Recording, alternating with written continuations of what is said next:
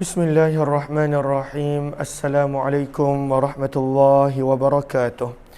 Bismillah, alhamdulillah, wassalatu wassalamu ala habibillah Sayyidina Muhammad bin Abdullah wa ala alihi wa sahbihi wa mawalah. Subhanaka la ilma lana illa ma 'allamtana innaka antal alimul hakim. ولا حول ولا قوة إلا بالله العلي العظيم.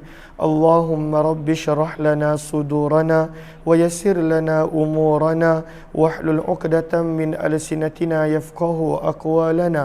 اللهم فقهنا في الدين وعلمنا التأويل برحمتك يا رب العالمين والحمد لله رب العالمين. Alhamdulillah summa alhamdulillah, syukur kepada Allah Subhanahu wa taala di atas segala nikmat, kurniaan, peluang yang Allah sentiasa berikan. Selawat dan salam untuk junjungan mulia kekasih Allah, kekasih kita, baginda Rasul sallallahu alaihi wasallam. Mudah-mudahan setiap daripada kita dapat istiqamah melakukan ketaatan dan amalan-amalan yang disukai oleh Allah Subhanahu wa taala. InsyaAllah pada pagi ini kita nak sambung semula pembacaan kitab hadis Jami' Tirmizi ataupun Sunan Tirmizi yang semalam kita tak baca kerana para pelajar mereka ada program di luar, mereka ada urusan di luar. Dan pada pagi ini kita nak sambung daripada bab yang keempat daripada Abwabul Ashribah, hadis yang ke-1862, yang mana berkenaan tentang minuman-minuman. Maka Imam Tirmizi memulakan dengan minuman-minuman yang dilarang. Dan kita sedang berada pada dua tajuk. Yang pertama, Maja'a fi Nabi Ziljar. Yang kedua, Karahiyah Ayyun Badha fid Dubba'i wan Naqiri wal Hantam. Yang mana pada kedua bab ini Imam Tirmizi membawakan hadis yang mana Nabi SAW melarang menggunakan bekas-bekas yang tertentu sebagai sebagai bekas minuman. Nabi SAW larang menggunakan bekas-bekas yang tertentu. Terima kasih MFD Sauza dan juga sahabat-sahabat yang lain. Maka Nabi larang menggunakan bekas-bekas yang tertentu untuk minum. Maka kenapa Nabi SAW larang? Terutamanya seperti Al-Jar, Ad-Dubba, An-Naqir dan Al-Hantam. Kata para ulama kerana ini adalah bekas yang pernah digunakan, biasa digunakan oleh orang Arab bila nak minum arak. Bila mereka nak minum arak, mereka guna bekas macam ni. Maka pada awal Islam ketika mana permulaan pengharaman arak, maka semua yang berkaitan dengan arak Nabi haramkan. Dia punya bekas, dia punya bejana, dia punya semua Nabi haramkan, supaya manusia tidak teringat kepada perbuatan mereka yang pernah minum arak sebelum daripada itu. Maka daripada sini pun pengajaran yang kita dapat, apa-apa benda dan apa-apa perkara yang boleh menjadikan kita ingat kepada dosa, perlu untuk ditinggalkan, perlu untuk dijauhkan. Seperti mana cara Nabi SAW mendidik para sahabat. Kemudian barulah datang bab yang keenam, Nabi benarkan kemudian untuk mereka gunakan semula bekas-bekas yang Nabi pernah larang untuk guna. Maka pada bab yang keempat, Babu Maja'a, bab pada hadis yang telah datang fi nabis, berkenaan tentang nabis. Apakah nabis? Nabis adalah air yang direndam dengan sesuatu. Orang dulu mereka punya cara minum air manis adalah mereka rendam sesuatu dengan air tersebut. Mereka rendam. Macam Nabi akan rendam semalaman. Bila pagi Nabi minum.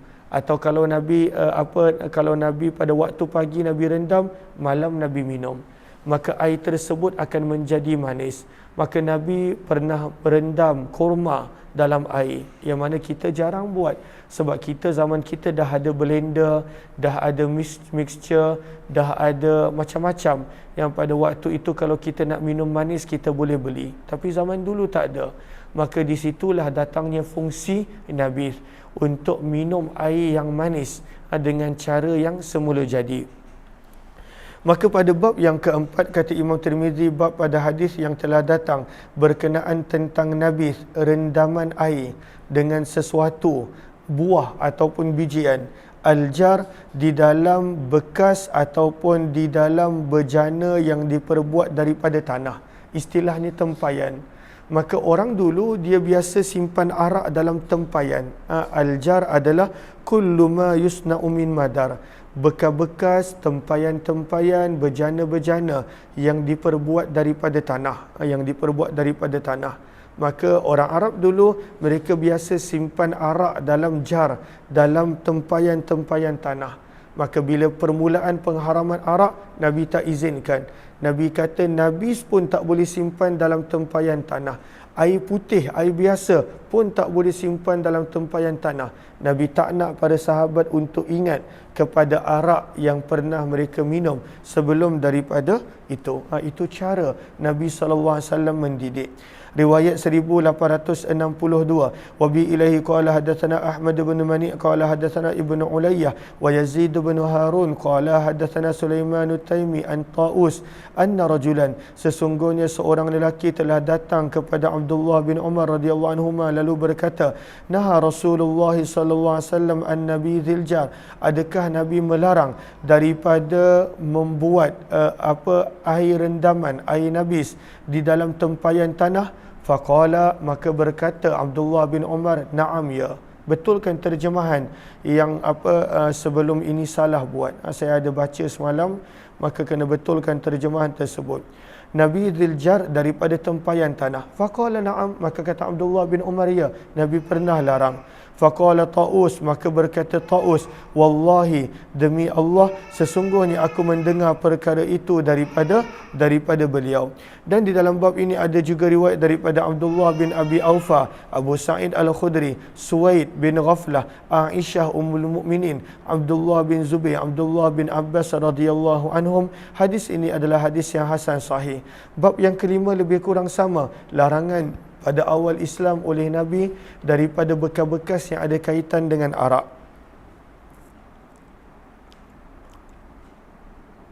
Sebab itu kita lihat Syaykh kata para ulama, hurmatu Nabi Dziljar mansukhah indal jamahiri minal ulama. Ini dah mansuh, yang mana ini adalah di awal Islam, dan dalilnya nanti kita baca pada riwayat 1864 pada bab ma jaa fi rukhsah an yuntabadha fi dhuruf. Maka Allahumma salli ala sayyidina Muhammad, pada hujung baris yang pertama Syaikh, inna tashadduda kana fi waqti tashaddudil hurmah minal khamar. Ini berlaku ketika mana pengharaman arak berlaku, wa huwa awwalul Islam, pada permulaan Islam. Thumma lamma rusikhal hurmatu fi suduri qulubil mu'minin, bila pengharaman telah diterima, telah pada waktu itu sebati dalam jiwa para sahabat radhiyallahu anhum, mereka tak ada masalah dengan pengharaman arak dan lain-lain. Maka ajaza sallallahu alaihi wasallam, Nabi izinkan untuk mereka gunakan bekas-bekas tersebut dalam untuk membuat nabis, rendaman air, untuk simpan air dan sebagainya. Wa aidan wajhul man'i anin nabidh fil jarri anna fihi khawfu an yuskar. Maka Nabi SAW larang untuk menyimpan nabis, air rendaman di dalam tempayan tanah, sebab ia dengan mudah boleh mengubah air tersebut menjadi air yang memabukkan. Sebab sesuatu minuman apabila direndam dengan rendaman tamar, kurma, anggur dan sebagainya, bila dia menjadi bila ia menjadi berbuih, maka ia boleh memabukkan. Maka sebab itu Nabi larang, kerana simpan dalam bekas yang diperbuat daripada tanah, maka ia dengan cepat boleh membawa perubahan kepada nabis dan air rendaman tadi. Walam ya'lamhu ar-rajul, maka orang yang simpan air dalam tempayan tanah, dia tak tahu sebab dia tak nampak dalam, maka dia minum, wa yaqa'u fil ithim, dan dia tanpa sedar melakukan maksiat dan dosa. Wa aidan anna adh-dhuruf mudzakirat. Yang ketiga, kata para ulama, kenapa Nabi larang daripada bekas-bekas seperti ini? Kerana ia mengingatkan kepada dosa. Mudzakirat, Atiyah, bangun dah. Maka ianya mengingatkan kepada dosa. Sini, nak bagi salam. Ngantuk lagi ke? Dah pagi dah, lama dah tidur. Hai semua, tengok tu, hai semua. Apa baca doa bangun pagi? Alhamdulillahillazi ahyana ba'dama amatana wa ilaihin nusyur. Masyamnya. Dia senyum kalau nampak makanan. Tak ada makanan ke Fi? Bagi dia makanan. Nak makanan? Makanan baru senyum. Okay, dah. Pergi main. Okey. Maka ianya mudzakirat, ianya mengingatkan kepada dosa. Wal ana qad intafat jami'u hadhihi alwujuh, dan kemudian hari kata para ulama kenapa Nabi benarkan, sebab semua sebab-sebab tadi dah tak ada. Para sahabat dah boleh terima pengharaman arak, para sahabat pada waktu itu tak ingat kepada dosa, maka sebab itu Nabi SAW izinkan.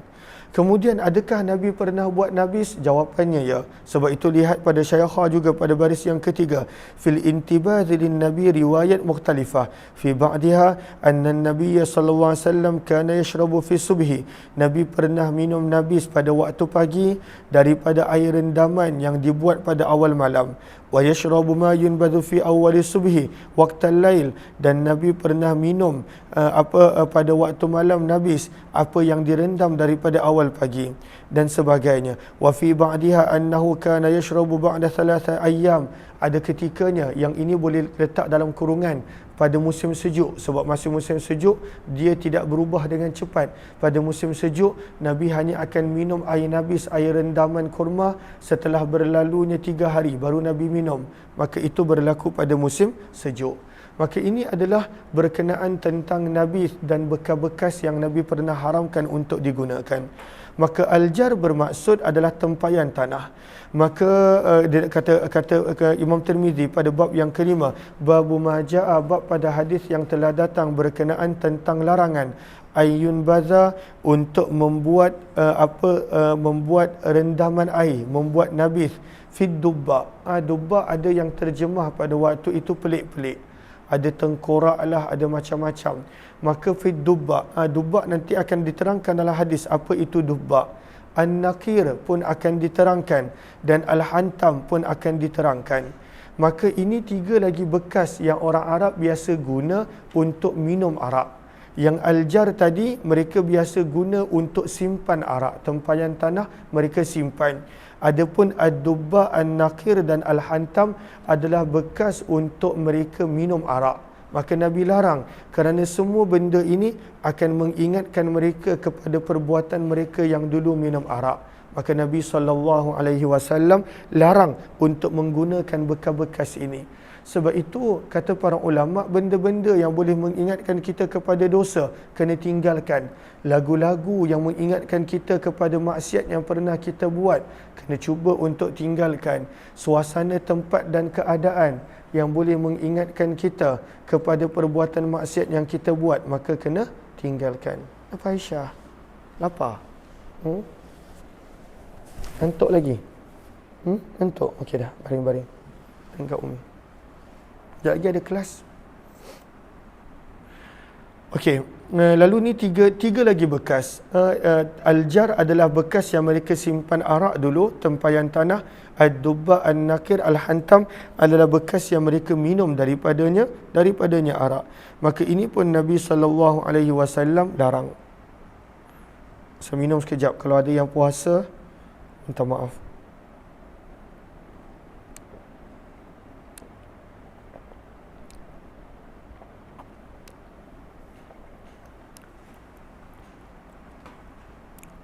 Cumanya kalaulah ada orang yang tak biasa puasa, maka tak boleh berpuasa. Tak boleh berpuasa selepas berlalunya 16 Sya'ban. Idzan tasafa Sya'ban, sabda Nabi dalam hadis. Kita pun tak sempat nak baca buku Marhaban Ya Ramadan. Jadual saya pun tak dapat nak susun lagi. Lalu kita dah pernah baca bila berlalunya separuh Sya'ban, maka tak boleh dah berpuasa kecuali untuk beberapa orang. Orang yang puasa qada masih boleh. Orang yang dah memang biasa puasa maka boleh. Ataupun orang yang berturut-turut puasa daripada sebelum 15 Sya'ban dan dia berterusan puasa maka boleh. Maka ada beberapa orang yang masih lagi dibolehkan berpuasa, tapi orang yang tak biasa puasa maka tak dibenarkan untuk berpuasa pada separuh akhir daripada Sya'ban. Okey, jom kita lihat. Riwayat 1863. Nombor hadis sama ke nombor hadis berbeza? Okey.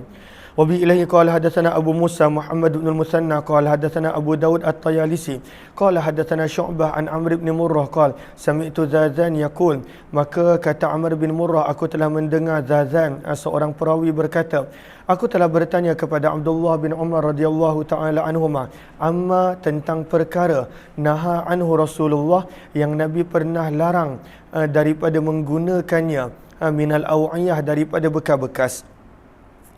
Maka apakah bekas yang Nabi larang untuk guna?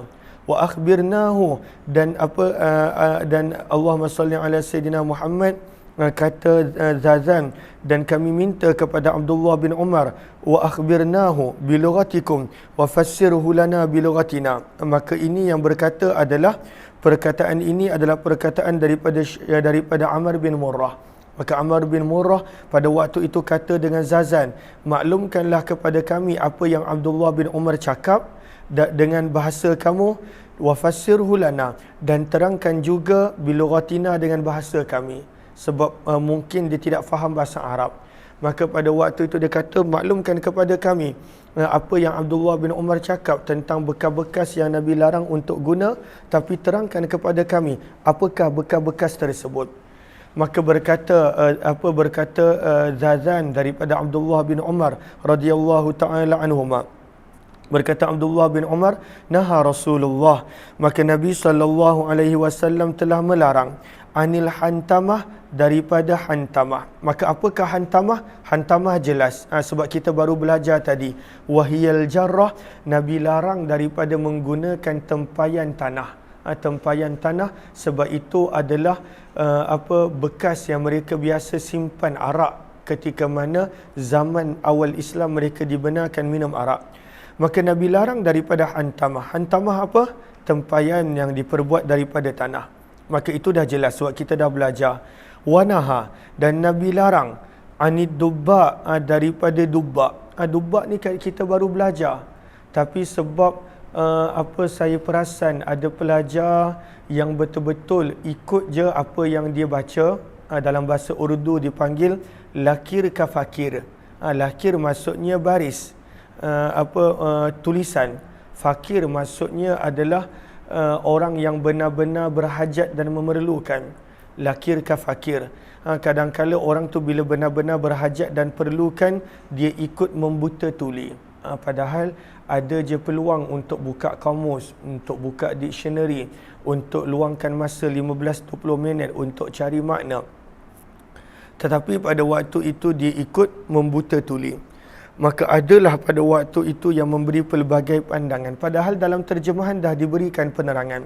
Maka apakah dubba? Dubba adalah, kata Abdullah bin Umar, wahiyal qara'ah, dan itu adalah labu kering. Labu kering. Maka orang Arab pada zaman dulu, sebab itu disebut apakah al-qara'ah, Allahumma salli ala Sayyidina Muhammad, maka disebut sebagai al-qara'ul yabis, labu kering. Bukannya labu basah.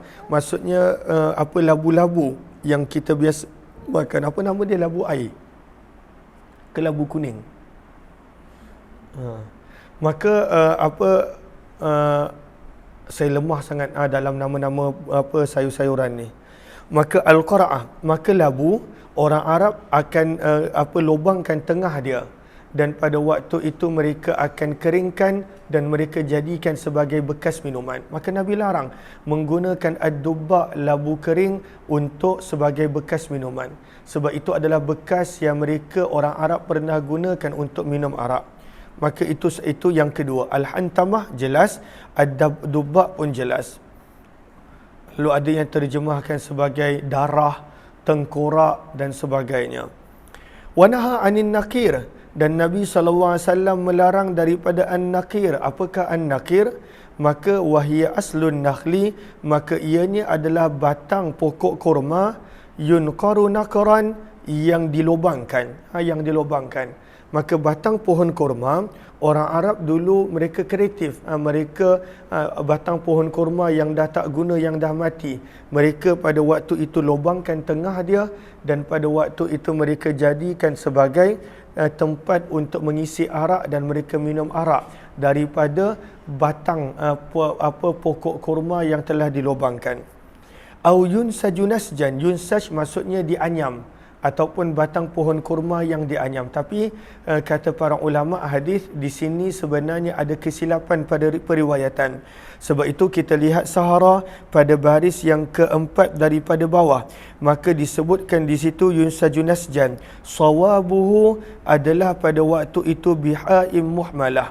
Maksudnya adalah Allahumma salli ala sayyidina Muhammad bermakna ayyunaha anha qishruha wa yulmasu wa yuhfar. Maksudnya yunha nahyan, sama seperti yunqaru nakaran, maksudnya adalah sama dibuang bahagian luar ataupun diasah bahagian luar batang kurma tadi dan dilubangkan dalamnya untuk dijadikan sebagai bekas minuman.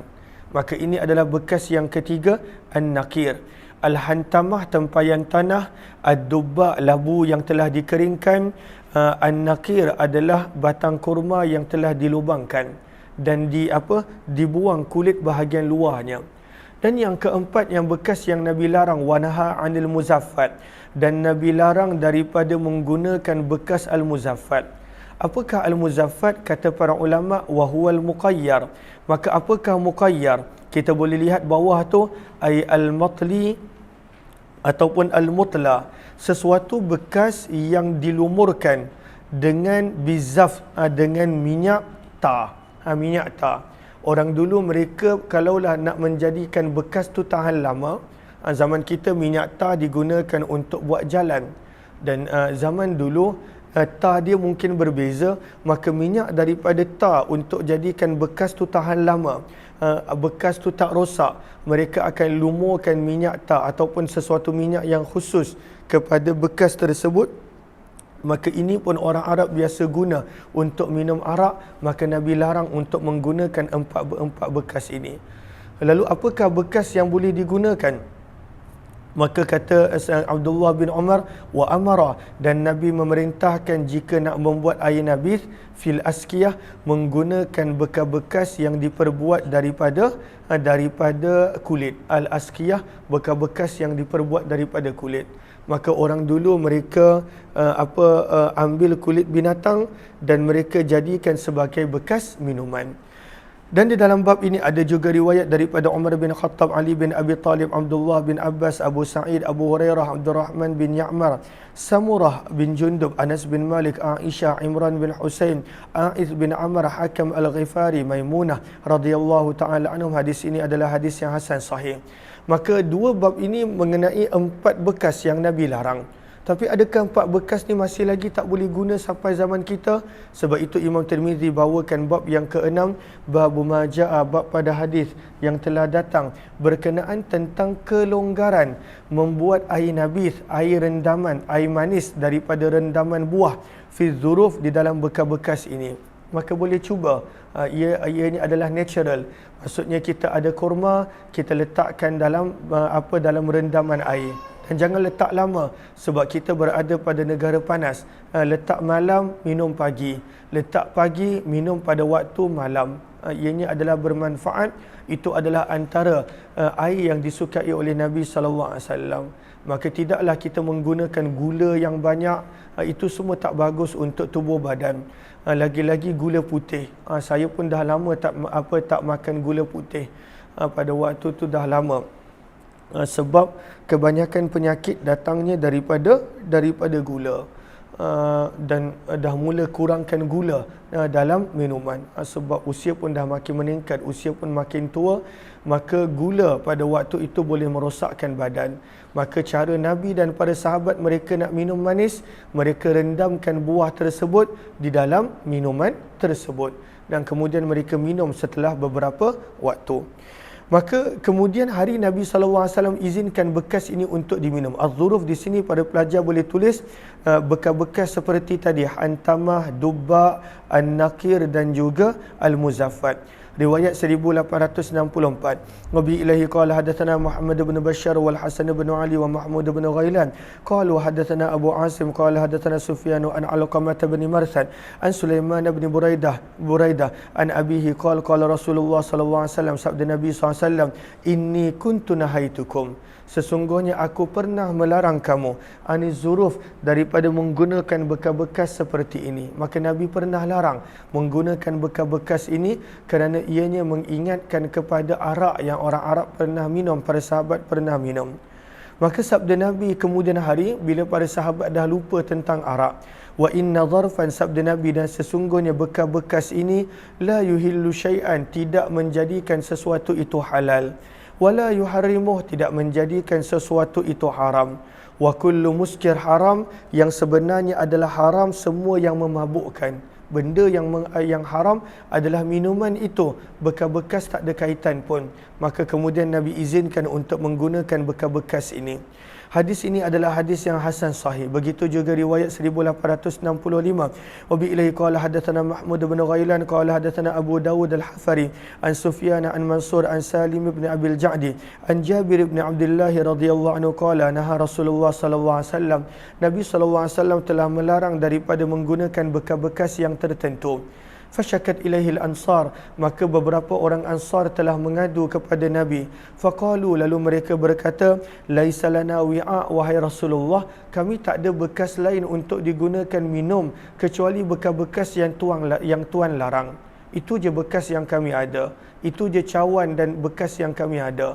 Maka bila mereka mengadu kepada Nabi, maka Nabi bersabda, fala idzan, maka tidaklah dilarang pada waktu itu.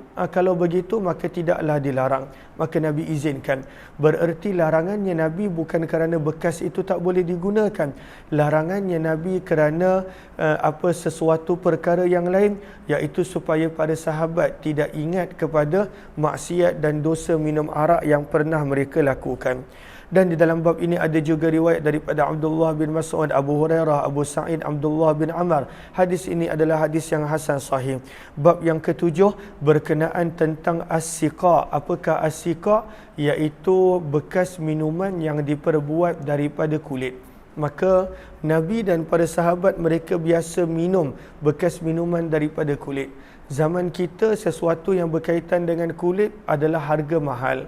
Sebab zaman kita, di tempat kita tak dijumpai dengan banyak kambing ataupun lembu, tak ada dengan banyak, maka ianya mahal. Tapi pada zaman Nabi SAW, kulit adalah benda yang paling murah. Sebab itu kita nampak alas tidur Nabi diperbuat daripada kulit, bantal Nabi diperbuat daripada kulit, pakaian Nabi yang koyak diperbuat daripada kulit, capal Nabi diperbuat daripada kulit. Kata para ulama, bukanlah kerana Nabi SAW pada waktu itu guna benda yang mahal, tidak, tetapi kulit adalah benda yang murah pada zaman Nabi SAW. Maka setiap zaman, setiap situasi dan keadaan berbeza. Maka berkenaan tentang as-siqa, bekas minuman yang diperbuat daripada kulit. Riwayat 1866. Ini pun antara bekas minuman para sahabat. Wa bi ilaihi qala hadatsana Muhammad ibn al-Musanna qala hadatsana Abdul Wahhab Ats-Tsaqafi an Yunus ibn Ubaid Anil Hasan al-Basri an ummi an Aisyah radhiyallahu anha, daripada Ummul Mukminin Aisyah radhiyallahu anha, beliau berkata, kunna nanbidhu, adalah kami pernah membuat air nabith. Apakah air nabith? Air rendaman buah. Bahasa mudahnya air rendaman buah. Dan Nabi rendam pada waktu itu dengan kurma selalunya. Kita boleh cuba, para pelajar pun boleh cuba. Pada waktu tu rendamkan. Dia taklah manis seperti air gula, tapi pada waktu itu ada rasa. Itu cara orang dulu mereka minum air manis. Maka adalah, kata Aisyah, kami buat air nabis, air rendaman buah untuk Nabi SAW, fi siqain, pada bekas minuman kulit, yuka'u, yang diikat, a'lahu, pada bahagian atasnya, pada bahagian atasnya diikat. Dia punya bekas minuman dulu diikat. Lahu gharla, lahu azla'u. Apakah maksud azla'? Lihat kepada sahara pada baris yang kedua, famuhul ladhi yufragu minuhul ma', yang mana daripada lubang tersebut air boleh keluar. maka bahagian atasnya pada waktu itu ada lubang dan lubang itu diikat. Maka itu adalah bekas minuman yang dibuat nabis. Maka dimasukkan kurma, diisi air dan dibiarkan sehinggalah larut kurma tadi dan kemudian boleh diminum dan ada rasa yang manis. Maka kata Aisyah, nanbizuhu ghudwah, kalaulah kami rendam kurma, kalaulah kami buat nabis, kami rendam kurma pada waktu pagi, wa yashrabuhu isya, Nabi akan minum pada waktu malam. Wa nanbizuhu isya, kalaulah kami rendamkan buah tadi, kurma tadi pada waktu malam, maka Nabi akan minum dia pada waktu pagi. Nabi takkan biar lama. Sebab kalaulah dibiar lama, maka ianya boleh menjadi minuman yang memabukkan. Lagi-lagi kalau dah berbuih, ianya boleh menjadi memabukkan. Maka Nabi SAW, kalaulah direndam malam, waktu subuh Nabi minum. Kalaulah direndam subuh, waktu malam Nabi minum. Ada tak yang pernah minum daripada sahabat-sahabat yang dekat live ni, TikTok dengan Facebook? Ada tak yang pernah minum air nabis, air rendaman buah? Tak ada, mungkin tak ada. Kebanyakan daripada kita bila nak buat buah, air buah kita blender. Ataupun lagi mudah kita order je kalau kita nak minum air buah. Tapi selalunya bercampur dengan gula. Dan itu adalah tak berapa sihat. Walaupun buah tu dah bagus, tetapi tidak berapa sihat apabila dicampur dengan gula. Okey. Kata Imam Tirmizi, dan dalam bab ini ada juga riwayat daripada Jabir, Abu Sa'id, Abdullah bin Abbas. Hadis ini adalah hadis yang hasan gharib, kami tidak mengetahuinya kecuali daripada periwayatan Yunus bin Ubaid, kecuali daripada sanad ini. Dan sungguh telah diriwayatkan hadis ini daripada sanad yang berbeza daripada Aisyah radhiyallahu anha juga.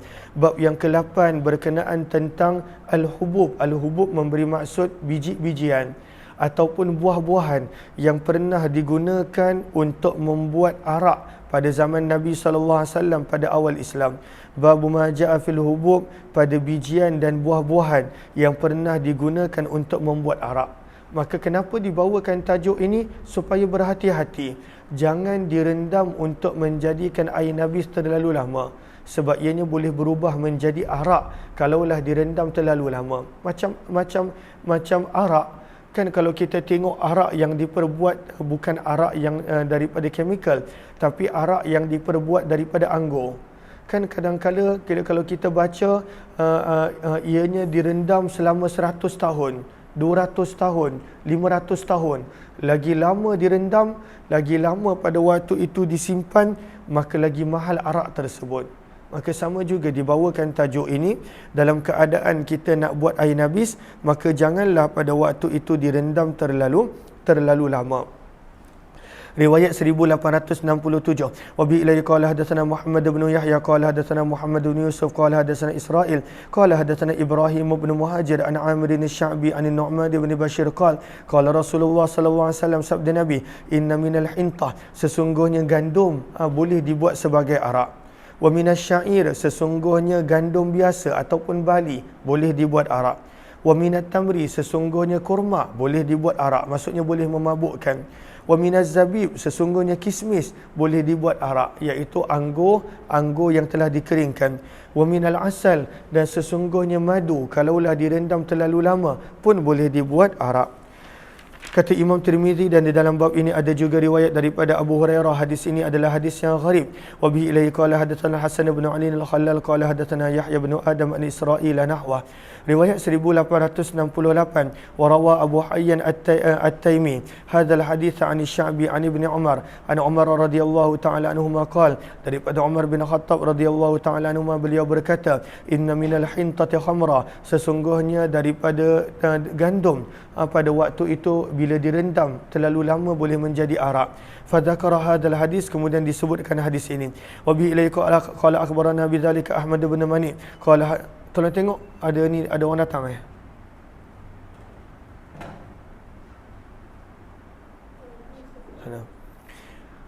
وبه إليه قال أخبرنا بذلك أحمد بن مني قال حدثنا عبد الله بن إدريس عن أبي حيان التيمي عن الشعبي عن ابن عمر عن عمر بن الخطاب رضي الله عنه إن من الخنطة خمرة, sesungguhnya daripada gandum boleh menjadi arak, boleh menjadi khamar.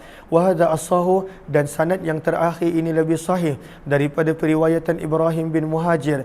Berkata Ali ibn al-Madini, telah berkata Yahya bin Sa'id al-Qattan, lam yakun Ibrahim ibn al-Muhajir bil qawi, tidaklah perawi yang bernama Ibrahim bin Muhajir seorang yang kuat periwayatannya. Riwayat 1869. Wa bi ilahi qala hadatsana Ahmad bin Muhammad qala hadatsana Abdullah bin al-Mubarak qala hadatsana al-Auza'i wa Ikrimah ibnu Ammar qala hadatsana Abu Katsir as-Suhaimi qala sami'tu Abu Hurairah radhiyallahu ta'ala anhu yaqul qala Rasulullah sallallahu alaihi wasallam, sabda Nabi sallallahu alaihi wasallam, al-khamru min hataini syajaratain, arak selalunya daripada dua buah pokok ini. Apakah dua buah yang mudah menjadi arak? An-nakhlu, iaitu buah kurma, wal inabah, dan juga buah anggur. Buah kurma dan juga buah anggur. Lalu pada pagi ni tak ada hayati Quran, kita akan baca sampai jam 9 insya-Allah. Sebab nak kejar balik semalam yang kita tak dapat nak buat sebarang perkongsian. Hadis ini adalah hadis yang hasan sahih dan Abu Katsir As-Suhaimi, beliau adalah Al-Ghubari dan nama penuh beliau adalah Yazid bin Abdul Rahman bin Ghufailah. Bab yang ke-9 berkenaan tentang minuman yang direndam dengan campuran kurma yang belum masak dan kurma yang telah masak. Al-Busr adalah kurma yang separuh masak, kurma yang belum masak, dan At-Tamar adalah kurma yang dah kering, kurma yang dah masak. Maka itu pun kena berhati-hati, kadang-kala boleh membawa kepada mabuk, kepada minuman yang memabukkan. Riwayat 1870. Wa bi ilahi qala hadatsana Qutaibah qala hadatsana Laits bin Sa'd an Atha ibn Abi Rabah an Jabir bin Abdullah radhiyallahu anhu anna Rasulullah sallallahu naha, sesungguhnya baginda Nabi SAW telah melarang daripada dibuat air rendaman buah, campuran daripada al-busru, daripada kurma yang belum masak, warrutabu, dan kurma yang baru masak, jami'an, keseluruhan dia. Hadis ini adalah hadis yang hasan sahih. Kerana kadang-kala ianya boleh menjadi lebih cepat berbuih, lebih cepat memabukkan, maka Nabi SAW larang. Riwayat 1871. Wa bi ilahi qala hadatsana Sufyan bin Waqi' qala hadatsana Jarir an Sulaiman at-Taimi an Abi Nadrah an Abi Sa'id radhiyallahu anhu, sesungguhnya baginda Nabi sallallahu alaihi wasallam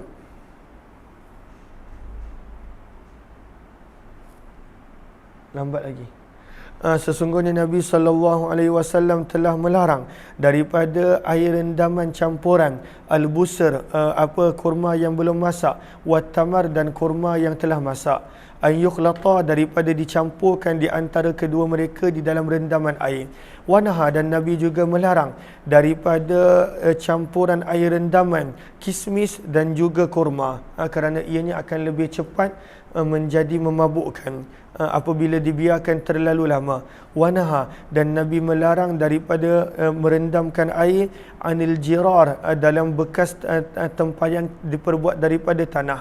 Sebab itu namun yang bahagian ketiga ini kita telah belajar pada muka surat sebelum ini. Nabi SAW kemudiannya telah mengizinkan. Dan di dalam bab ini ada juga riwayat daripada Anas, Jabir, Abu Qatadah, Abdullah bin Abbas, Ummu Salamah, Ma'bad bin Ka'ab daripada ibunya. Hadis ini adalah hadis yang hasan sahih. Bab yang ke-10 berkenaan tentang larangan daripada minum daripada bekas yang diperbuat daripada emas dan perak. Nabi larang. Nabi SAW melarang lelaki dan perempuan adalah sama, tidak boleh menggunakan bekas yang diperbuat daripada emas terutamanya, dan dalam hadis ini disebut daripada emas dan perak. Riwayat 1872. Wa bi ilahi qala hadatsana Bundar qala hadatsana Muhammad bin Ja'far qala hadatsana Syu'bah 'anil Hakam qala sami'tu ibnu Abi Laila, kata Hakam, aku telah mendengar sahabat Nabi Abdullah bin Abi Laila, aku telah mendengar seorang perawi ibnu Abi Laila meriwayatkan bahawa sesungguhnya sahabat Nabi Huzaifah ibn al-Yaman radhiyallahu anhu istasqa, telah meminta air. Kena betulkan terjemahan. Dekat sini ada yang tulis entah apatah tulisan dia, maka kena betulkan. Istasqa maksudnya meminta air. Maka ada orang pada waktu itu meminta air. Huzaifah radhiyallahu anhu meminta air. Maka pada waktu itu ada seorang manusia, fa'atahu insanun bi'ina'in min fiddah, maka dibawakan air dalam bekas yang diperbuat daripada perak. Faramahu, maka dia campak bekas tadi. Dia campak kerana dia pernah tegur. Maka sebab itu kata Huzaifah, inni kuntu qad nahaituhu, aku dah pernah larang jangan bagi aku bekas yang diperbuat daripada perak. Fa aba an yantahi, dan kamu masih lagi enggan untuk berhenti daripada melakukan dia. Sebab dia pernah larang. Sebab itu dia marah dan dia pada waktu itu campak bekas air yang diperbuat daripada perak. Maka kemudian Hudzaifah bin Yaman sebutkan hadis Nabi SAW. Beliau berkata, sesungguhnya Nabi SAW telah melarang daripada minum daripada bekas minuman, bekas yang diperbuat daripada perak dan juga emas. Walubsil harir, Nabi melarang daripada menggunakan pakaian yang diperbuat daripada sutera untuk lelaki. Wadibash, dan Nabi melarang daripada menggunakan sutera yang halus. Ataupun ad-dibaj ini adalah sutera campuran, dan Nabi bersabda, hiyalahum, ini adalah untuk orang yang selain daripada kamu di dunia. Kalau kamu benar-benar nak, walakum fil akhirah, kamu akan dapat emas, perak yang untuk diguna dalam minuman, dalam bekas ataupun sutera untuk dipakai pada hari akhirat. Dan di dalam bab ini ada juga riwayat daripada Ummu Salamah, Bara' bin Azib, Aisyah radhiyallahu taala anhum. Hadis ini adalah hadis yang sahih dan juga hasan. Ahlan-ahlan kepada sahabat-sahabat, mohon jasa baik untuk bantu share, bantu untuk kongsi, bantu untuk sebar luas. Mudah-mudahan lebih ramai yang beroleh manfaat insya-Allah. Kemudian bab yang ke-11 berkenaan tentang larangan daripada minum berdiri. Nabi larang daripada minum berdiri. Dan kemudian bab berikut mengenai kelonggaran untuk minum berdiri. Maka ada ketika Nabi pernah minum berdiri. Maka riwayat yang berkenaan tentang larangan bermaksud adalah makruh tanzihi. Riwayat 1873. Wa bi ilaihi qala hadatsana Muhammad bin Bashar qala hadatsana Ibnu Abi Adi an Sa'id an Qatadah an Anas radhiyallahu anhu anna Nabiy sallallahu alaihi wasallam naha, Nabi telah melarang daripada minum seseorang itu dari dalam keadaan berdiri. Faqilah, maka ada yang berkata, al-aklu, bagaimana pula kalau makan berdiri? Maka berkata, zaka asyad, itu adalah lebih teruk. Itu adalah lebih teruk makan dalam keadaan berdiri. Hadis ini adalah hadis yang sahih. Riwayat 1874. Wa bi ilaihi qala hadatsana Humaid bin Mas'adah qala hadatsana Khalid bin al-Haris an Sa'id an Qatadah an Abi Muslim al-Jaddi anil Jarud ibn al-Ala anna Nabi SAW naha, sesungguhnya Nabi SAW telah melarang daripada minum dalam keadaan berdiri. Kata Imam Tirmizi, dan di dalam bab ini ada juga riwayat daripada Abu Sa'id, Abu Hurairah, Anas bin Malik radhiyallahu taala anhum. Hadis ini adalah hadis yang hasan gharib. Wa hakadha, dan beginilah yang telah diriwayatkan oleh lebih daripada seorang akan hadis ini daripada Sa'id, daripada Qatadah, daripada Abu Muslim, daripada Jarud, daripada Nabi sallallahu alaihi wasallam. Riwayat 1875. Waruya, dan diriwayatkan daripada Qatadah, daripada Yazid bin Abdullah bin Syekhir, daripada Abu Muslim, daripada Jarud, sesungguhnya Nabi SAW telah bersabda, Dalatul Muslim, mengambil barang orang Islam yang hilang dan tak mengiklankan dia, diambil dengan tujuan dia nak simpan terus. Harakun nar, itu akan menjadi sebab bahan bakar api neraka. Maka lihat kepada Sahara pada baris yang keempat. Maka apakah maksud dia? Yakni akhdhu syai'in mafqud, mengambil sesuatu barang orang lain yang hilang. Biniyatit tamalluk, dengan niat untuk menyimpan. La li ta'rif, tanpa ada niat untuk mengiklankan, mencari tuan. Maka akan menjadi sebab orang itu dibakar dalam api neraka. Sababu harkin nar. Maka Nabi larang. Sebab itu bila kita jumpa barang, walaupun barang yang pada waktu itu kecil, maka pada waktu itu kena iklankan. Lagi mahal barang yang kita jumpa, lagi lama kena iklankan. Bahkan ada sebahagian barang Nabi suruh iklankan untuk tempoh selama setahun. Dan kalaulah tuan dia datang balik, walaupun selepas daripada itu, kena pulangkan semula barang dia ataupun kena ganti jika sudah tiada. Allahumma salli ala sayyidina Muhammad. Dan siapakah perawi yang bernama Jarud? Maka Jarud namanya adalah Jarud ibnul Mu'alla. Ada yang mengatakan Jarud ibnul Ala, dan yang sahihnya adalah Jarud ibnul Mu'alla. Bab yang ke-12 berkenaan tentang kelonggaran pada minum berdiri. Maka boleh untuk minum berdiri, dan Nabi pun pernah minum berdiri. Maka bila digabungkan kedua-dua hadis menunjukkan minum berdiri itu hukumnya bukanlah haram, sebaliknya makruh tanzihi. Afdal adalah untuk minum dalam keadaan duduk. Riwayat 1876, wa bi ilaihi qala hadatsana Abu Sa'ib Salmu bin Junadah ibn Salim Al-Kufi qala hadatsana Hafs bin Ghiyath an Ubaidillah bin Umar an-Nafi' an ibn Umar radhiyallahu ta'ala anhuma qala Kunna, kata Abdullah bin Umar, adalah kami pada zaman Nabi SAW makan dalam keadaan berdiri. Wa nahnu namshi, kami makan dalam keadaan berjalan. Wa nashrabu wa nahnu qiyam, Nabi minum dalam keadaan kami berdiri. Lihat kepada Sahara pada baris yang kelima daripada bawah. Waktu lifa fi jawazi syurbi qa'ima, telah bercanggah pendapat berkenaan tentang minum dalam keadaan berdiri. Maka faminhum man ja'ala an-nahya nasikha, ada yang mengatakan hadis-hadis yang melarang itu adalah sebagai nasikh kepada hadis-hadis yang mengatakan boleh untuk minum berdiri. Maksudnya yang hukum sekarang ni adalah langsung tak boleh minum berdiri. Wa minhum man ja'alahu mansukha, ada yang menjadikan hadis-hadis yang Nabi SAW larang sebagai mansuh, maksudnya dah boleh minum berdiri. Hadis yang mengatakan tak boleh itu adalah di awal Islam. Wa minhum man ja'alahu nahya tanzih, ada yang mengatakan hukum minum berdiri ini adalah larangan tanzih, larangan sekadar nak menunjukkan mana satu lebih afdal, bukanlah haram dan sebagainya.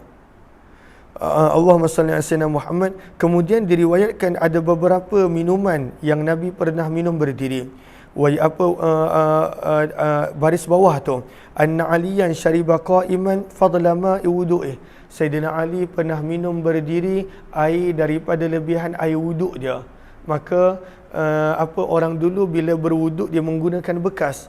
Maka bila dah habis wuduk, air dalam bekas yang masih bersisa, maka dia akan minum dalam keadaan berdiri. Maka itu adalah satu yang menunjukkan Nabi pernah minum berdiri, sebab pada baris bawah itu beliau sebut, kata Sayyidina Ali radhiyallahu taala anhu, wa inna Rasulullah sallallahu alaihi wasallam sana'a kama sana'tu, Nabi buat apa yang aku buat.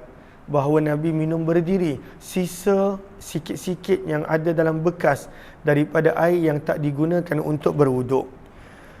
Kemudian kata para ulama, wal ahwat, dan yang paling berhati-hatinya adalah menjauhkan diri daripada minum berdiri, terutamanya bila tidak ada sebarang keperluan.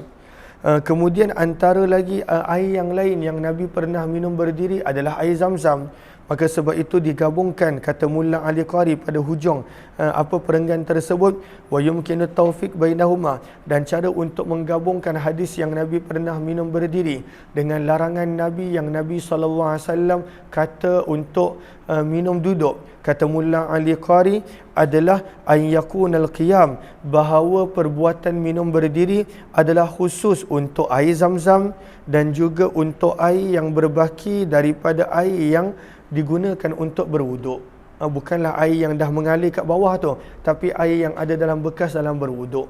Maka dua air ini disunnahkan untuk minum berdiri, kata Mulla Ali Qari. Walaupun dalam mazhab Syafi'i sebenarnya air Zam-Zam tetap sunnah untuk duduk apabila ada tempat untuk duduk. Sunnah untuk duduk minum air Zam-Zam. Itu pandangan yang muktamad dalam mazhab Imam Syafi'i. Tapi Nabi pernah minum air Zam-Zam dalam keadaan berdiri. Maka ada beberapa air yang Nabi pernah minum berdiri. Tadi kita belajar dua, iaitu air Zam-Zam dan air lebihan daripada bekas wuduk yang tak digunakan. Bab yang kata Imam Tirmizi, hadis yang kita baru baca tadi adalah hadis yang hasan sahih gharib daripada periwayatan Ubaidullah bin Umar daripada Nafi' daripada Abdullah bin Umar, dan telah meriwayatkan Imran bin Hudair hadis ini daripada Abu Al-Bazari daripada Abdullah bin Umar, dan Abu Al-Bazari nama penuh beliau adalah Yazid bin Utarib. Riwayat 1877. Wa bi ilaihi qala hadatsana Ahmad bin Mani' qala hadatsana Hushaimun qala hadatsana Asim al-Ahwal Ahwal wa Mughirah an Sya'bi an Ibn Abbas an Nabi SAW. Maka kata Abdullah bin Abbas, maka ada yang tertanya-tanya, apakah riwayat mengatakan Nabi pernah minum air Zam-Zam berdiri? Ini hadis dia. Kata Abdullah bin Abbas radhiyallahu anhuma, sesungguhnya baginda Nabi SAW pernah minum air Zam-Zam dalam keadaan berdiri. Dan di dalam bab ini ada juga riwayat daripada Ali bin Abi Talib, Sa'ad bin Sa'ad, Abdullah bin Amr ibn Al-As, Aisyah ummul mukminin radhiyallahu anhum. Hadis ini adalah hadis yang hasan sahih. Riwayat 1878. Wa bi ilahi qala hadatsana Qutaibah qala hadatsana Muhammad bin Ja'far an Husain al-Muallim an Amr bin Shu'aib an abihi an jaddihi radhiyallahu ta'ala anha qala Ra'aitu Rasulullah SAW, kata perawi, aku telah melihat Nabi SAW minum dalam keadaan berdiri dan juga dalam keadaan duduk. Maka kata para ulama, Nabi SAW pernah minum beberapa kali dalam keadaan berdiri. Ada beberapa kali yang Nabi SAW pernah minum dalam keadaan berdiri.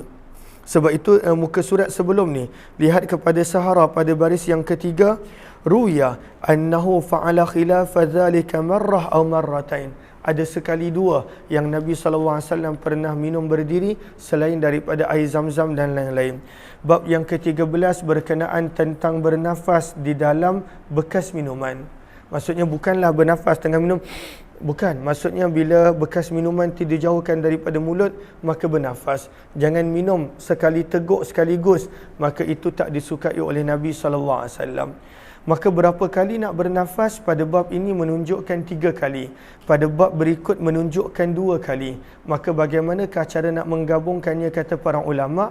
Maka sebenarnya 2 kali. Dan kali yang ketiga adalah apabila selesai minum. Maka total 3 kali bernafas. Contohnya kita nak minum. Maka minum. Kemudian alihkan bekas. Nafas dulu. Kemudian minum lagi. Alihkan bekas, nafas dulu. Maka itu dah 2 kali antara 2 kali minum. Dan minum lagi kali ketiga, dan kemudian dah sudah pada waktu itu maka bernafas. Maka itu adalah 3 kali bernafas.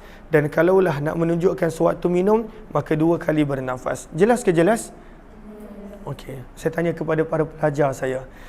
Okey, bernafas ketika mana sedang minum. Riwayat 1879, wa bi ilaihi qala hadatsana Qutaibah wa Yusuf bin Muhammad qala hadatsana Abdul Warith bin Sa'id an Abi Isam an Anas bin Malik, daripada Anas bin Malik radhiyallahu anhu, sesungguhnya Nabi SAW kana yatanaffas, adalah Nabi bernafas di dalam bekas minuman air sebanyak 3 kali, dan Nabi berkata, cara tersebut amra'u, adalah lebih mudah untuk masuk kepada badan, wa arwa, dan lebih cepat untuk menghilangkan dahaga.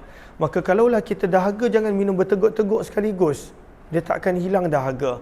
Lebih terseksa tubuh badan kita adalah. Maka cara untuk hilangkan dahaga, untuk mudah, minum kemudian letakkan. Minum, alihkan.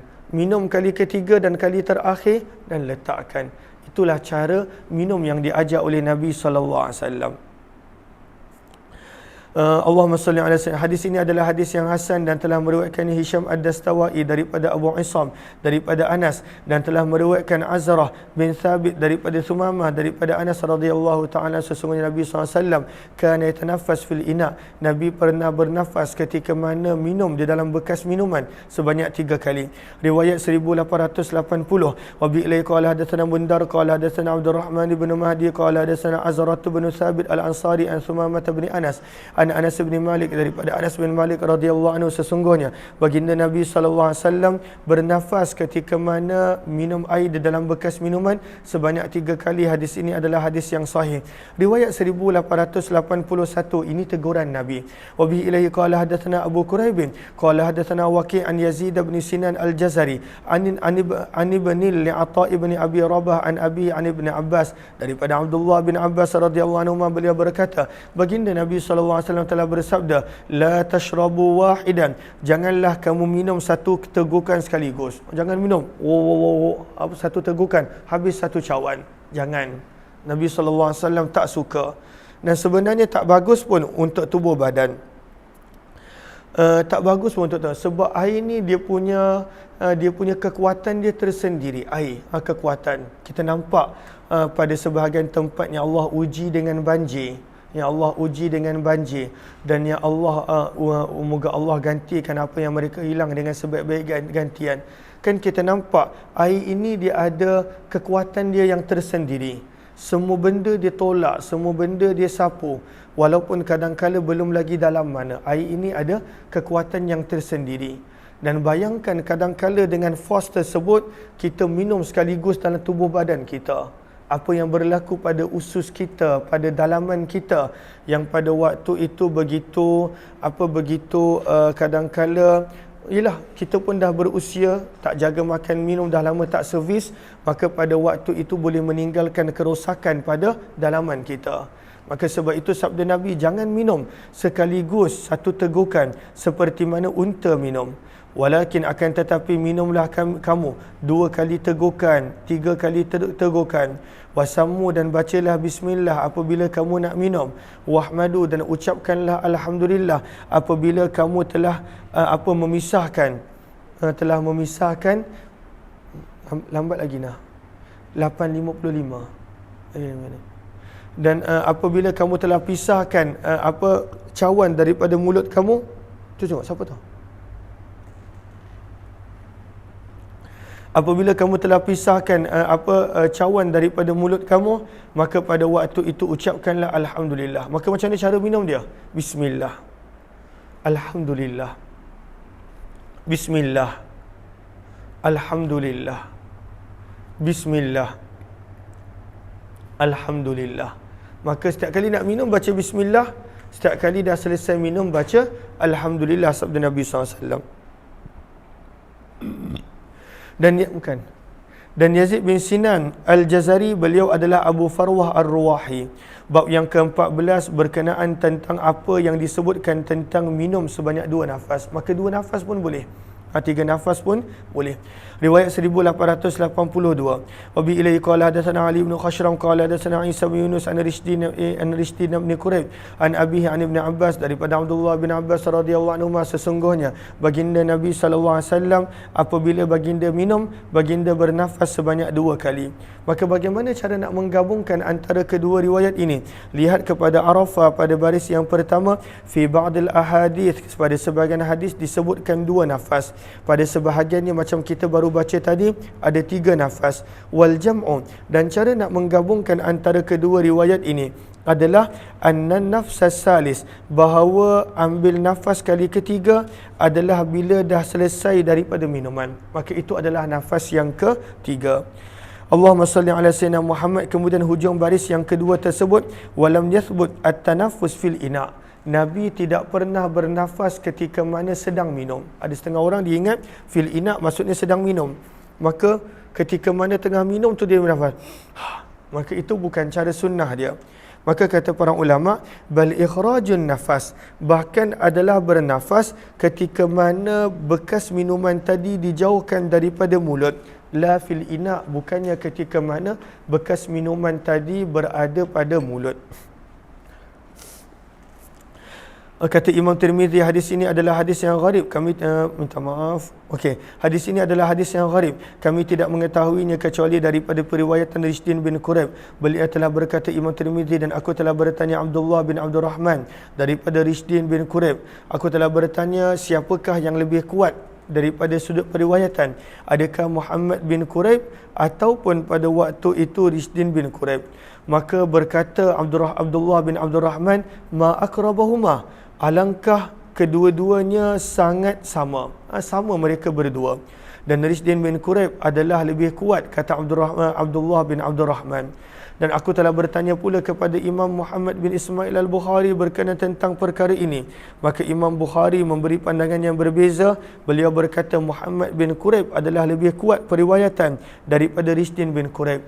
Maka kata Imam Tirmizi, dan pandangan yang lebih aku suka adalah pandangan Abu Muhammad Abdullah bin Abdul Rahman, iaitu Rishdin bin Quraib adalah lebih kuat riwayatnya berbanding daripada Muhammad bin Quraib. Waqad adraka, dan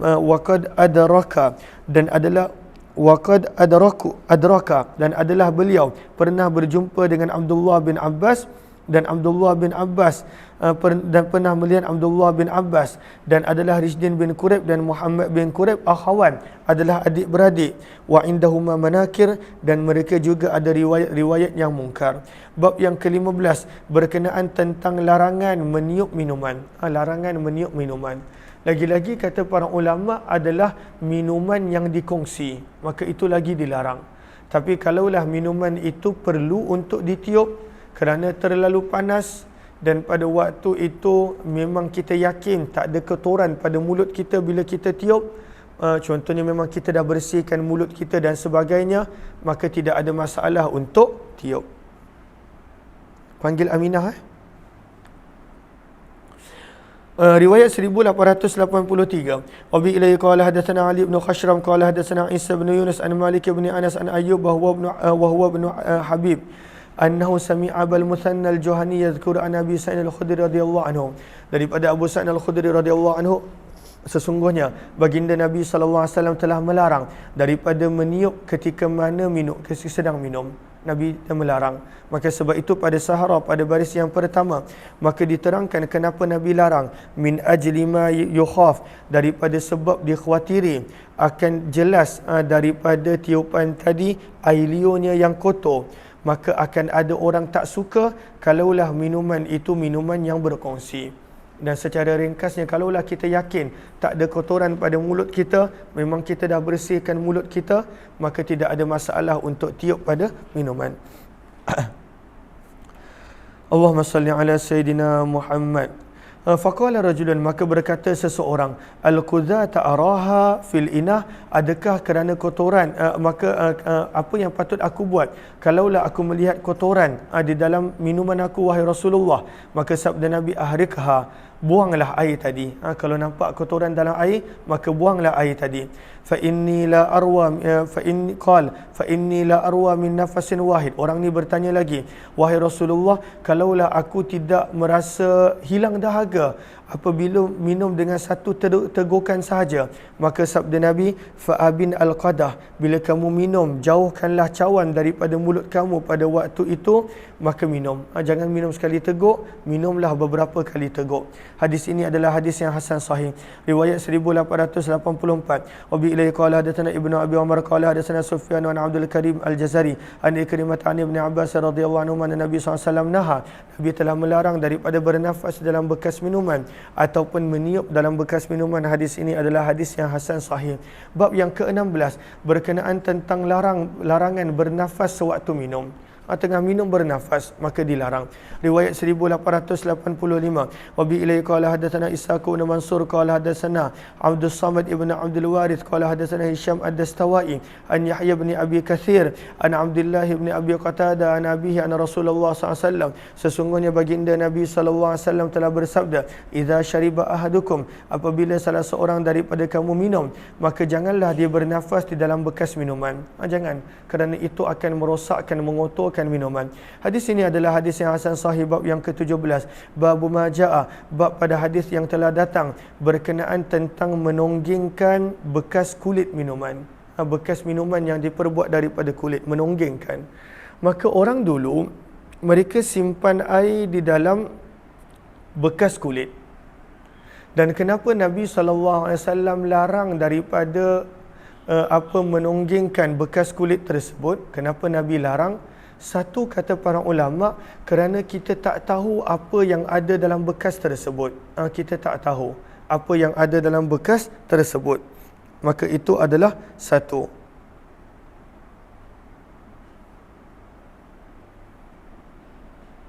Maka kalau kita nampak qawata bermula daripada baris yang keempat, maka dibawakan riwayat-riwayat tentang keburukan untuk minum terus daripada mulut bekas. Pada waktu itu adalah makruh.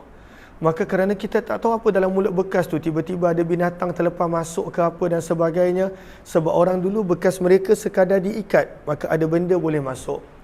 Dan yang kedua, maka kalaulah pada waktu itu minum daripada mulut bekas tersebut, maka akan ada orang tak suka bila orang lain nak minum. Maka orang lain tak suka sebab masih lagi ada air dan orang lain tak suka. Maka sebab itu kalaulah tak ada kedua-dua ini, maka tak ada masalah untuk minum terus daripada mulut bekas. Sebab Nabi pun pernah buat begitu. Maka zaman kita macam mana nak faham?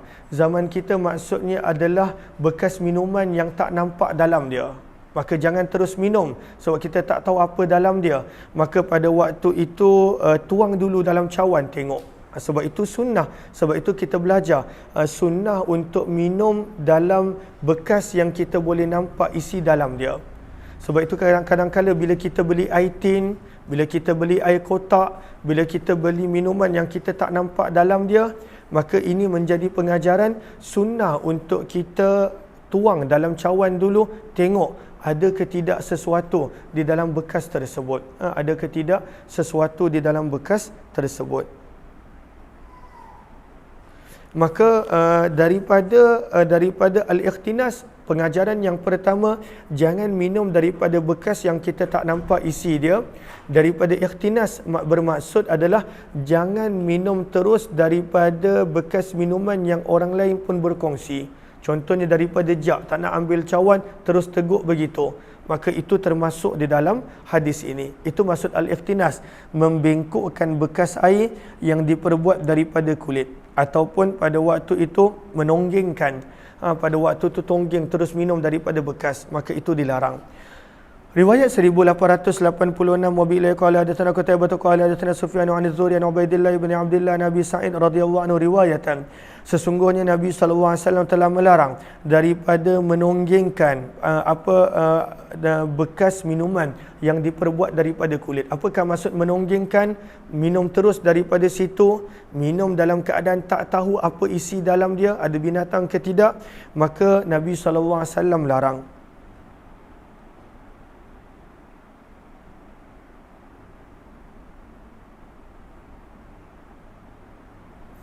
Okey. Sebab itu lihat kepada qawata pada baris yang kedua daripada bawah. Wa khabarun nahyi, hadis-hadis yang menceritakan tentang larangan sebenarnya menunjukkan bahawa sunnah untuk memastikan tiada kemudaratan daripada minuman. Tanhiyatul adza 'anis syarab. Maka kena pastikan tak ada perkara yang mudarat dalam minuman. Wa yahtamilu an yakuna khabarun nahyi fi ghairil mu'allaqah, dan hadis-hadis yang berkenaan tentang larangan adalah apabila pada waktu itu bekas selain daripada bekas yang digantung. Lalu orang Arab dulu mereka gantung bekas minuman mereka. Maka kata para ulama, bekas yang digantung tak ada masalah untuk minum terus, sebab ular ataupun binatang susah nak masuk. Tapi bekas yang diletakkan di atas para, di atas tanah, maka jangan. Sebab di situ binatang mudah nak masuk. Wa khabrur russah fil mu'allaqah fal mu'allaqatu ab'adu min dukhulil hayat. Maka bekas minuman kulit yang digantung, maka kadang sebenarnya susah untuk binatang nak masuk. Maka bab yang ke-18 berkenaan tentang kelonggaran boleh minum terus daripada bekas kulit tersebut. Wa bihi ilaihi qala hadatsana Yahya bin Musa. Faham ke faham ni? Jelas ke jelas? Wabi ilaihi qala hadatsana Yahya bin Musa qala hadatsana Abdul Razzaq qala hadatsana Abdullah bin Umar an Isa bin Abdullah bin Unis an abihi qala ra'aitu an-nabiy sallallahu alaihi wasallam, kata Abdullah bin Unis, aku telah melihat Nabi sallallahu alaihi wasallam telah berdiri kepada bekas air yang diperbuat daripada kulit mu'allaqah yang sedang tergantung. Maka di sini kita nampak kenapa Nabi minum terus daripada bekas, kerana bekas ni tergantung. Fakhanasaha, maka Nabi menonggengkan mulut bekas tadi. Maksudnya Nabi minum dalam keadaan berdiri, satu, dan Nabi minum terus daripada bekas air tersebut tanpa menggunakan qadah. Qadah maksudnya cawan dan lain-lain. Summa syariba min fiha, Nabi minum terus daripada mulutnya. Dan di dalam bab ini ada juga riwayat daripada Ummu Sulaim. Hadis ini sanadnya tidaklah begitu sahih, dan Abdullah bin Umar didaifkan daripada sudut periwayatannya, dan aku tidak mengetahui adakah beliau pernah mendengar hadis daripada Isa ataupun tidak. Riwayat 1888. Wa bi ilaihi qala hadatsana Ibnu Abi Umar qala hadatsana Sufyan an Yazid bin Yazid ibn Jabir dan Abdurrahman ibn Abi Amrah an jaddatihi Kabsyah, kata Kabsyah radhiyallahu anha, Nabi sallallahu alaihi wasallam telah masuk ke rumahku dan Nabi telah minum daripada bekas minuman kulit yang tergantung dalam keadaan berdiri. Maka di sini dua benda yang kita belajar daripada hadis ini. Nabi minum dalam keadaan berdiri menunjukkan boleh, dan Nabi SAW minum terus daripada mulut bekas minuman kulit tadi menunjukkan boleh, kalaulah kita pasti pada waktu itu tidak ada perkara yang memudaratkan di dalamnya. Kata Kabsyah, maka ketika mana Nabi telah selesai minum, maka aku telah berdiri untuk memotong bekas tadi supaya tak ada orang lain yang minum daripada mulut bekas minuman tadi. Lihat kepada Sahara, kenapa beliau potong? La'allahu litabarruki bihi, kerana nak menyimpan keberkatan air liur Nabi SAW. Liwusuli famin Nabi ilaih, kerana telah menyentuh bekas tersebut dengan mulut Nabi SAW. Allahumma salli ala sayyidina Muhammad. Begitu juga pernah melakukan perkara yang sama, kata para ulama, Ummu Sulaim, wa qalat li alla yashraba minha ahadun ba'da syurbin nabi, supaya tak ada mulut orang lain yang menyentuh tempat tersebut selepas daripada Nabi SAW minum. Hadis ini adalah hadis yang hasan sahih gharib, dan Yazid bin Yazid, beliau adalah adik-beradik dengan Abdul Rahman bin Yazid bin Jabir, dan beliau lebih berusia, beliau adalah lebih lambat mati daripada Abdul Rahman bin Yazid. Bab yang ke-19 berkenaan tentang mendahulukan orang yang berada di sisi kanan ketika mana nak berkongsi minuman. Maka kalaulah nak berkongsi minuman, dahulukan dengan orang yang berada di kanan, walaupun kanak-kanak, walaupun budak-budak. Riwayat 1889. Wa bi ilaihi qala hadatsana al-Ansari qala hadatsana Ma'an qala hadatsana Malik an Ibn Shihab tahwil. Wa bi ilaihi qala hadatsana Qutaibah an Malik an Ibn Shihab an Anas bin Malik radhiyallahu anhu anna Rasulullah sallam utiya bilaban, Nabi telah didatangkan dengan susu yang telah dicampur dengan air. Maka kenapa orang dulu campurkan susu dengan air? Nak jadikan susu tu sejuk. Sebab susu bila diperah panas, orang dulu tak ada peti ais ataupun tak ada ais, maka mereka akan campurkan dengan air yang telah dingin. Macam mana mereka jadikan air dingin? Mereka simpan dalam bekas kulit dan sebagainya, maka air tersebut akan menjadi dingin. Maka dan pada waktu itu di kanan Nabi ada Arab Badui, dan di kiri Nabi adanya Abu Bakar. Sepatutnya dahulukan Abu Bakar kerana Abu Bakar lebih mulia, tetapi Nabi telah memberikan kepada Arabi tadi, dan Nabi bersabda al-aymanu fal-ayman, kena dahulukan yang kanan dan yang kanan. Dan di dalam bab ini ada juga riwayat daripada Abdullah bin Abbas, Hal bin Sa'ad, Abdullah bin Umar, Abdullah bin Busr. Hadis ini adalah hadis yang hasan sahih. Bab yang ke-20 berkenaan tentang seseorang yang menghidangkan minuman dan makanan, dia kena minum yang paling akhir. Lalu kalaulah nak berkhidmat, kena minum paling akhir, jangan minum paling awal. Wa bihi ilaihi qala hadatsana Qutaibah qala hadatsana Hammad bin Zaid an Thabit al-Bunani an Abdullah bin Rabah Nabi Qatadah radhiyallahu anhu an Nabi sallallahu alaihi wasallam qala, sabda Nabi sallallahu alaihi wasallam, saqil qaumi, orang yang memberi minuman kepada orang lain, akhiruhum syurba, dia hendaklah minum yang paling akhir. Dan di dalam bab ini ada juga riwayat daripada Abdullah bin Abi Aufa. Hadis ini adalah hadis yang hasan sahih. Bab yang ke-21 berkenaan tentang minuman apakah yang paling disukai oleh Nabi SAW. Riwayat 1891. Abi ilaihi qala hadatsana Ibnu Abi Umar qala hadatsana Sufyan bin Uyainah an Ma'mar an Az-Zuhri an Urwah an Aisyah radhiyallahu anha qalat, kata Aisyah, adalah minuman yang paling disukai oleh Nabi SAW ada dua sifat. Apakah dua minuman yang paling Nabi suka? Al-hulwa, minuman itu manis, tapi kita tahu manisnya Nabi bukan kerana gula, tapi manisnya Nabi kerana nabis, kerana campuran daripada rendaman buah dalam minuman tersebut. Dan yang kedua adalah al-barid, adalah sejuk.